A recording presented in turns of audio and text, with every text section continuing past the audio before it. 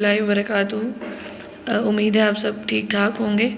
ہم نے پہلے سبق میں لڑی میں پروئے ہوئے منظر جو ہے پہلی ویڈیو میں ہم نے اس کی ایک صفحہ تقریباً ہم نے پڑھ لیا تھا، اور اس سے متعلقہ سوالات بھی میں نے آپ کو بتا دیے تھے، اور آپ نے مجھے یقین ہے کہ آپ نے وہ کاپی پہ کیے ہوں گے، اور نثر پارے کی تشریح بھی۔ اب ہم اس سے آگے جو ہے وہ پڑھیں گے۔ پڑھائی ہے، وضاحت ہے، الفاظ معنی کریں گے، پھر نثر پارے کی تشریح جو آپ نے اپنی جوابی کاپی پہ تحریر کرنی ہے، متعلقہ سوال جواب بس آپ نے مشقی جو سوال ہے وہ کاپی پہ لکھنا ہے، جو باقی چیلنجز سوالات ہیں اور انتخابی سوالات ہیں وہ آپ نے خود سے گیس لگانے ہیں سارا لیسن سننے کے بعد۔ اس کے بعد جتنا ہم آج سبق پڑھ لیں گے اتنا اس کا خلاصہ بھی آپ نے یاد بھی کرنا ہے اور اس کو لکھنا بھی ہے۔ جرنیلی سڑک جو ہے یہ اس کا ماخذ ہے لڑی میں پروئے ہوئے مناظر کا۔ رضا علی عابدی ہمارے مصنف ہیں اور یہ ایک سفر نامہ ہے۔ ہم نے وہاں تک پڑھا تھا جہاں پہ ہم نے یہ دیکھا کہ اکبر کے بارے میں بات ہو رہی تھی، اکبر بادشاہ کے بارے میں۔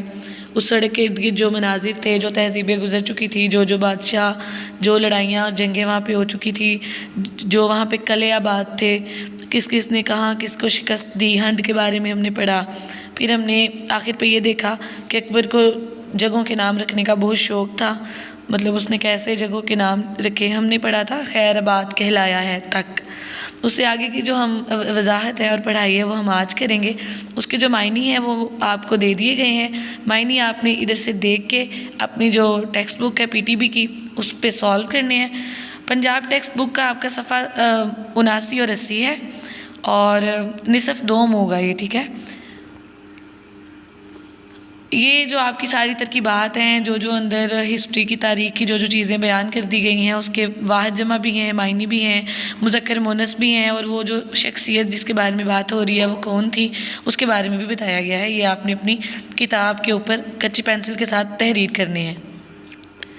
اب ہم یہاں سے اپنی جو پڑھائی ہے اس کا آغاز کریں گے۔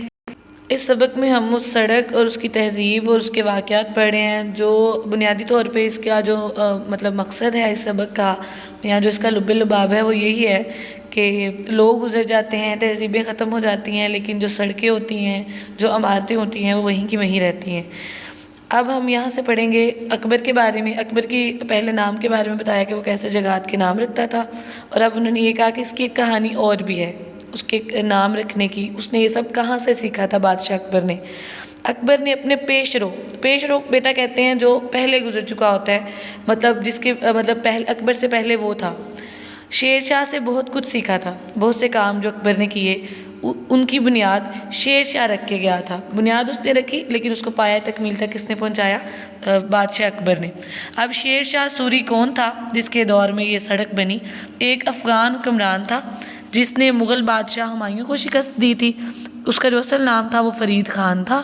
شیر شاہ نے انتظامی اصلاحات، منصفانہ نظام، یہ عدالت کا نظام، عدل و انصاف کا نظام، اور گرینڈ ٹرک روڈ کی تعمیر جیسے انقلابی اقدامات کیے۔ وہی GT روڈ جس کے بارے میں ہم پڑھ رہے ہیں، جس کو ہم کہتے ہیں جرنیلی سڑک۔ شیر شاہ کی مملکت بہار سے پنجاب تک پھیل گئی تھی۔ اس کے ایک سرے پر بہار میں قلعہ روہتاس تھا۔ اب قلعہ روہتاس جو ہے وہ پنجاب کے ضلع جہلم میں واقع بلند و بالا دیواروں اور مضبوط دروازوں پر مشتمل ایک تاریخی قلعہ ہے، جسے شیر شاہ سوری نے 16ویں صدی میں ہمایوں اور مقامی قبائل خصوصاً گکھڑوں کی مزاحمت کو روکنے کے لیے فوجی حکمت عملی کے تحت تعمیر کروایا تھا۔ اب وہ قلعہ جب تعمیر ہو گیا تھا تو اس کے پیچھے فوج آباد تھی، اور وہ جو تھا حفاظتی بند بنایا گیا تھا، قلعہ روہتاس۔ اس کے دوسرے سرے پر پنجاب میں گکھڑوں کی سرزمین پر شیر شاہ نے دوسرا قلعہ بنوایا تو اس کا نام بھی روہتاس رکھا۔ ایک جگہ کا نام بھی روہتاس تھا اور دوسرے کا نام بھی روہتاس تھا دوسری طرف کا۔ بالکل اسی طرح اکبر کی مملکت کے ایک کنارے پر کٹک تھا، دوسرے کنارے کا نام اس نے اٹک رکھا۔ یہاں کشتیاں چلانے اور دریا پار کرنے کے لیے اکبر بنارس سے ملا لایا۔ بیٹا ملا کہا جاتا ہے کشتی چلانے والے شخص کو، اور یہاں دریا پار کرانے والا پیشہ ور ہوتا ہے، جس کا پیشہ ہوتا ہے کہ وہ آپ کو دریا پار کروائے۔ اور اس خیال سے کہ وہ اب اسی جگہ کو وطن سمجھے، اس چھوٹے سے شہر کو اٹک بنارس کا نام دے دیا گیا۔ چونکہ وہ بنارس سے آئے تھے تو جب وہ ان کو لے کے اٹک میں آیا تو اس نے اس جگہ کو اٹک بنارس کا نام دے دیا، تاکہ وہ جو لوگ ہیں، وہ جو ملاح ہیں، جو وہ غیر ملکی ہیں وہاں سے لے کے آیا، وہ اس جگہ کو اپنا سمجھیں۔ ملاحوں کی گزر بسر کے لیے جاگیر زمینوں کو کہتے ہیں، اور رہنے کے لیے شہر میں ایک محلہ دیا گیا۔ اب جو ملاح اس نے بلائے تھے ان کے لیے باقاعدہ ایک محلہ ان کو دے دیا گیا، ان کے نام سے ماخوذ کر دیا گیا، اور اس محلے کا نام رکھا ملاحی ٹولہ۔ ملاحوں کا رہائشی محلہ، کشتی چلانے والوں کی مخصوص بستی تھی وہ، اور جہاں پرانے ملاحوں کی آل اولاد اب تک آباد ہے۔ اس کے پاس جہانگیر کے زمانے کی سرائے ہے، بہت بڑا احاطہ ہے، جس کے گرد مسافروں کے لیے سینکڑوں کمرے ہیں۔ اس کے بعد کلکتہ تک اتنی اچھی حالت میں کوئی سرائے نظر نہیں آتی۔ اب ہم نے قلعہ روہتاس کے بارے میں پڑھا تھا، اب اس کا قصہ جو ہے وہ مصنف بیان کر رہے ہیں۔ اب ہم نے ان کے تعارف میں یہ بھی پڑھا تھا کہ مصنف نے جو اپنا انداز ہے وہ طنزیہ رکھا ہوا ہے، وہ ساتھ ساتھ تاریخ کو بیان کر رہا ہے، لیکن ساتھ ساتھ تاریخ پہ بھی طنز کر رہا ہے، اور جو موجودہ حکومت ہے، موجودہ دور ہے، اس کے اوپر بھی وہ طنز کر رہا ہے۔ اب وہ کہہ رہے ہیں خود قلعے کا قصہ یہ ہے کہ مغلوں نے اسے کابل والوں سے چھینا، کابل والوں نے اسے سکھوں سے چھینا، انگریزوں نے سکھوں سے چھینا، سکھوں نے دوبارہ انگریزوں سے چھینا، انگریزوں نے دوبارہ سکھوں سے چھینا۔ اس چھینا چپٹی کے باوجود یہ قلعہ آج تک کھڑا ہے، اور جو اس سے بھی زیادہ مستعدی سے کھڑا ہے وہ دریا پار پنجاب کے علاقے میں داخل ہونے والی گاڑیوں کی تلاشی لینے والا کسٹم اور ایکسائز کا عملہ ہے۔ تاریخ میں جو جنگیں ہوتی تھی اس میں یہی ہوتا تھا کہ جو جنگ جیت گیا ہے وہ جو اس کے سارے جاگیر ہوتی تھی یا اس کے سارے جو ان سے بلونگ کرتی تھی چیزیں وہ ان کی ہو جاتی تھی، تو پھر جو جنگ بعد میں دوبارہ جنگیں ہوتی رہتی تھی تو وہ جگہ ایک ہاتھ سے دوسرے ہاتھ اور دوسرے ہاتھ سے تیسرے ہاتھ میں منتقل ہوتی رہتی تھی۔ لیکن وہ کہہ رہے کہ وہ قلعہ ادھر کا ادھر ہے، اس کو نہیں اٹھا کے وہ کہیں لے جا سکے کیونکہ وہ وہیں پہ تعمیر ہوا تھا۔ لیکن وہ کہہ رہے کہ وہ جس مضبوطی کے ساتھ قلعہ کھڑا ہے، چستی پھرتی اور تیزی کے ساتھ، اتنی جو پھرتی اور تیزی کے ساتھ کون کھڑے ہیں؟ کسٹم اور ایکسائز والے۔ اب کسٹم کسے کہتے ہیں؟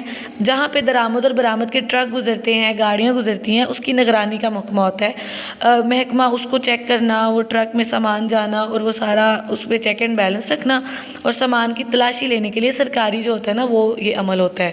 اور ایکسائز کا عملہ کہتے ہیں ٹیکس وصول کرنے والے اہلکار۔ کسٹم اور دیگر پابندیوں پر عمل کرانے والے عملہ ہوتا ہے یہ جو چیزیں درآمد یا برآمد کی جا رہی ہوتی ہیں ان کے اوپر یہ ٹیکس وصول کرتے ہیں، جو کہ لازم ہے، وہ تو انہوں نے لینا ہی لینا ہے۔ اب مصنف یہ کہہ رہے ہیں کہ ہمیں یاد ہے کسی زمانے میں جب ہم بہت چھوٹے، لنڈی کوتل بیٹا ایک تجارتی مقام ہے جہاں سے جو گاڑیاں ہیں، ٹرک وغیرہ ہیں تجارت کے وہ گزرتے ہیں، سے غیر ملکی کپڑا، بلیڈ، صابن اور سگریٹیں لے کر لوٹتے تھے تو اس جگہ تلاشی میں پکڑے جاتے تھے۔ اس زمانے میں بڑے لوگ اللہ جانے کیا کیا لے کر لوٹتے ہیں اور اس جگہ سے صاف نکل جاتے ہیں، جیبیں آج بھی چھوٹے ہی لوگوں کی ٹٹولی جاتی ہیں۔ اب یہاں پہ بھی شاعر وہ مصنف جو ہے طنزی انداز میں یہ کہہ رہا ہے کہ ہمارے پاس جو چیزیں ہوتی تھی وہ کیا ہوتا تھا؟ کپڑا ہوتا تھا، بلیڈ ہوتی تھی، اس کے بعد صابن اور سگریٹیں ہوتی تھی، اور ہم جو ہے وہ ایکسائز والا جو عملہ ہے وہ ہماری وہ چیزیں جو ہیں وہ چپٹ لیتے تھے یا ضبط کر لیتے تھے، کیونکہ ہم چھوٹے لوگ تھے، اور جو بڑے لوگ ہیں جو ماہر ان کاموں میں، مطلب جو کرپشن کرتے ہیں، بدعنوانی کرتے ہیں، وہ تب بھی آرام سے گزر جاتے تھے تجارتی مقام سے، ان کو ایکسائز اور ٹیکس کا عملہ کچھ نہیں کہتا تھا، اور وہ آج بھی گزر جاتے ہیں۔ پکڑ میں کون آتے ہیں؟ غریب لوگ اور ہم جیسے جو عام لوگ ہوتے ہیں، عام عوام ہوتی ہے۔ راستے میں حسن ابدال کا پڑاؤ تھا۔ بیٹا اب جو حسن ابدال ہے، پڑاؤ کہتے ہیں بیٹا مقام کو۔ حسن ابدال یہ بہت حسین ترین منظر قرار دیا ہے مصنف نے اسے اپنی سبق میں۔ یہ بتا رہا ہے کہ کبھی یہ شہر اتنا دلکش رہا ہوگا کہ مغل مورخ بیٹا کہتے ہیں تاریخ لکھنے والے لکھتے ہیں کہ لاہور سے کابل جانے والی شاہراہ پر یہ حسین ترین منزل ہے۔ کون سی منزل ہے؟ حسن ابدال۔ اس کو آپ نے انڈر لائن کرنا ہے کیونکہ یہ سوال بھی ہے آپ کا۔ مگر آج کے حسن ابدال میں جھرنوں کے شور اور چڑیوں کی چہکار سے زیادہ جو چیز گونجتی ہے وہ سڑک کے دونوں طرف ہوٹلوں کے لاؤڈ اسپیکر ہیں جن پر دن رات فلمی گانے بجا کرتے ہیں۔ ہوٹلوں کے مالکوں کا خیال ہے کہ جس کے لاؤڈ اسپیکر کی آواز زیادہ اونچی ہوگی اس کے ہاں گاہک بھی زیادہ آئیں گے۔ پہلے جو جگہ تاریخ میں حسین ترین منظر اور فطری مناظر کے طور پہ مشہور تھی، اب وہی جگہ لوگوں نے جو ہے اپنی کمائی کا اڈا بنا لیا ہوا ہے، اور اس پہ وہ جو ہے وہ گانے اور موسیقی بجتی ہے اور ہوٹلوں کا کاروبار ہو رہا ہے۔ اس میں شک نہیں کہ حسن ابدال رونق کی اور عبرت کی جا ہے۔ جا کہتے ہیں بیٹا جگہ، اور عبرت کہتے ہیں نصیحت کو۔ مطلب جو تاریخ کے مناظر ہیں، تاریخ کی عمارتیں ہیں، ایک تو یہ جگہات خوبصورت ہوتی ہیں، آپ کو مطلب ونٹیج فیل دیتی ہیں، نوسٹیلجیا دیتی ہیں، لیکن دوسری طرف یہ عبرت کا نشان ہوتی ہیں۔ ہمیں پتہ چلتا ہے کہ ادھر کیا کچھ ہوا تھا اور ہمیں اس سے نصیحت حاصل ہوتی ہے۔ دونوں طرف انگریزوں کے زمانے کے اونچے اونچے درخت، دور تک سبزہ، نالیوں میں بہتا ہوا چشمے کا شفاف پانی، ادھر ادھر پرانی عمارتیں اور مسجدیں۔ ایک طرف سکھوں کا مشہور گردوارہ پنجا صاحب اور دوسری طرف بابا ولی کندھاری کی چلہ گاہ۔ یہاں پہ آپ دیکھیں گے کہ مذہب کی بھی جو ہے نا وہ امتیاز ہو رہا ہے، ایک طرف سکھوں کا ہے تو دوسری طرف جو بابا جس کو مسلمان مانتے ہیں اس کی چلہ گاہ ہے جہاں پہ وہ چلہ کاٹتا تھا۔ کشمیر کی طرف مڑ جانے والی سڑک پر کسی مغل بی بی کی قبر بھی ہے۔ کوئی کہتا ہے کہ اکبر کی بیٹی لالہ رخ تھی، وہ یہاں عالم شباب میں مر گئی تھی۔ عالم شباب بیٹا جوانی کے عالم میں جب وہ حسین ترین و جوان تھی، بعد میں تامس مور نے اپنی ایک نظم میں اسے زندہ کر دیا۔ اب یہ جو بیٹا تامس مور تھا، تامس مور آئرلینڈ کا مشہور افسانوی شاعر ہے جس کی معروف تخلیق ہے لالہ رخ۔ یہ ایک نظموں پر مشتمل داستان ہے جس میں ایک مغل شہزادی لالہ رخ کے خیالی سفر کو پیش کیا گیا ہے۔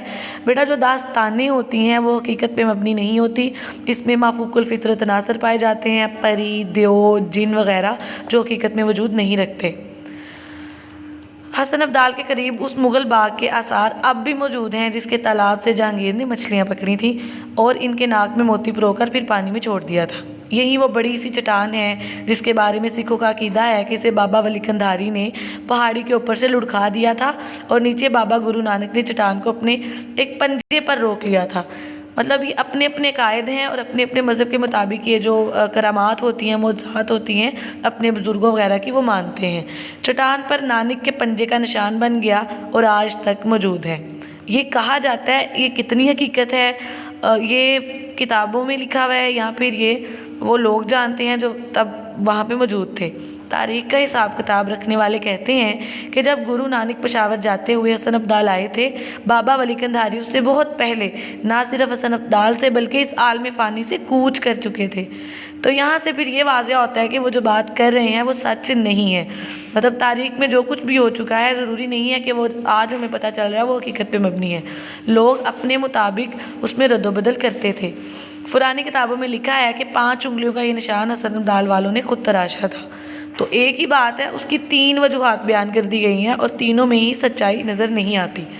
یہ آج کا بیٹا ہمارا سبق تھا، اس کو آپ نے غور سے سننا ہے، اس کے جو الفاظ کے معنی اور تراکیب ہیں ان کو آپ نے لکھنا ہے۔ اب اس کے جو متعلقہ سوالات ہیں یہ آپ نے یاد کرنے ہیں۔ مشقی سوال جو ہے آپ کا وہ ایک ہی ہے جس کو آپ نے لکھنا ہے، مورخین کے نزدیک لاہور سے کابل جانے والی شاہراہ پر حسین ترین منزل کون سی ہے؟ یہ جواب میں جیسے حسین ترین منزل لکھا ہوا ہے ایسے ہی آپ نے جوابی کاپی پہ تحریر کرتے ہوئے ہیڈنگ ضرور دینی ہے۔ یہ آپ کے چیلنجر کثیر الانتخابی سوالات ہیں، ان کو آپ نے غور سے دیکھنا ہے اور ان کے جواب آپ نے خود اخذ کرنے ہیں کیونکہ آپ نے اس لیکچر کو پورا سنا ہے۔ اس کے بعد جتنا ہم نے آج تک کا سبق پڑھا ہے اس کا خلاصہ ہے، اس کو یاد بھی کرنا ہے اور اس کو آپ نے لکھنا بھی ہے۔ انشاءاللہ اگلی ویڈیو میں ہم اس سبق کو جو ہے وہ ختم کر لیں گے اور یہ